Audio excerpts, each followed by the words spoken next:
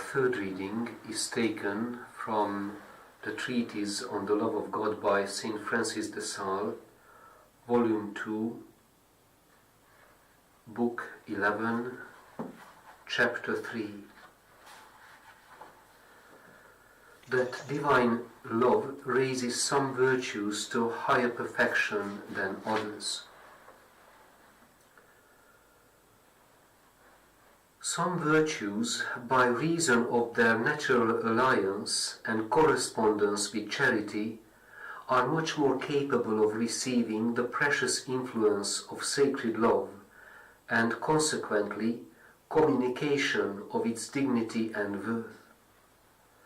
Such are faith and hope, which together with charity have immediate reference to God, and religion, which together with penitence and devotion is employed in the honor of His Divine Majesty.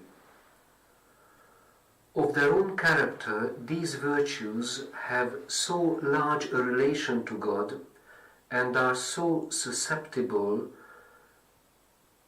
to impressions of heavenly love that to make them share in its sanctity, they need only to be with it, that is, in a heart that loves God. Similarly, to give the taste of olives to grapes, it is only necessary to plant the grapevine among the olive trees. By mere proximity, without touching one another at all, these plants interchange their savours and properties. So great an inclination and so close an affinity do they have one with the other. Indeed, all flowers, except those of what is called the Triste, or sad tree, and certain others that are natural monstrosities, all of them, I say, rejoice, expand, and gain beauty at sight of the sun because of the vital heat they receive from its rays. But all yellow flowers, and especially the one the Greeks call heliotropium, and we the sunflower, not only find joy and pleasure in its sun's presence, but make an affectionate circuit and follow the attraction of its rays, look up at it, and turn towards it from sunrise to sunset. In like manner,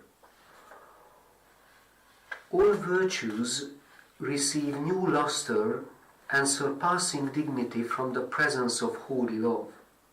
But faith, hope, and fear of God, piety, penance, and all other virtues that of themselves stand particularly to God and His honor not only receive the imprint of divine love, whereby they are raised to a great value, but they completely incline towards it, associate themselves with it, follow it, and serve it on all occasions. For in fine, my dear Theotimus, Holy Writ attributes a certain property and proper to save, sanctify, and glorify to faith, hope, piety, fear of God, and penitence. This clearly proves that they are virtues of great value, and that when practiced by a heart that has love for God, they become more excellent, fruitful, and holy than others which by their nature do not have so great an affinity with sacred love. Indeed, he who cries out, "If I should have all faith so that I could move mountains, and do not have charity, I am nothing," it clearly shows that with charity this faith would be of great profit to him. Charity, then, is a virtue beyond compare. It not only adorns the heart in which it is, but its mere presence likewise blesses and sanctifies all the virtues it finds there. It gives a balm and perfume to those virtues with its heavenly odor, by means of which they are made of great value in God's sight. However, it does this far more excellently to faith, hope, and other virtues that of themselves possess a nature tending to piety. For this reason, Theotimus, all of virtuous actions we ought most carefully practice those of religion and reverence for the divine things. Such are the acts of faith, hope, and most holy fear of God. We must often speak of heavenly things, think of eternity and sigh for it, frequent churches and sacred services, read devout books, and observe the ceremonies of the Church of the Christian religion.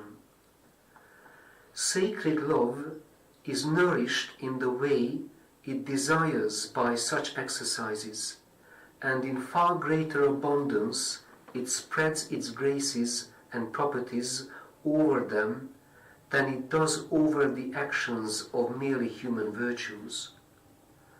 So does the lovely rainbow render sweet-smelling all the plants upon which it gleams, but it makes the aspalathus incomparably more so than all the rest. Here ends our third reading. Thanks be to God.